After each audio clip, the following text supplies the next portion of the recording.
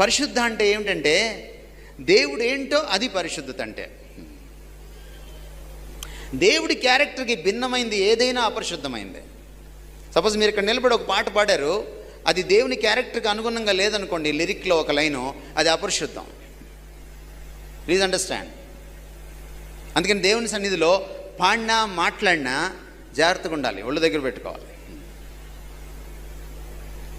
పరిశుద్ధత దాని డెఫినేషన్ ఎక్కడి నుంచి వస్తుందంటే దేవుని యొక్క మూర్తిమంతము నుంచి వస్తుంది, దేవుని యొక్క బీయింగ్లోంచి వస్తుంది, దేవుని క్యారెక్టర్లోంచి వస్తుంది, దేవుని గుణశీలాల్లోంచి వస్తుంది.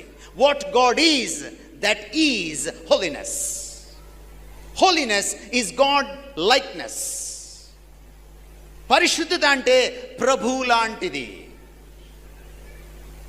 ప్రభు శీలమే పరిశుద్ధత. The more you know about the Lord,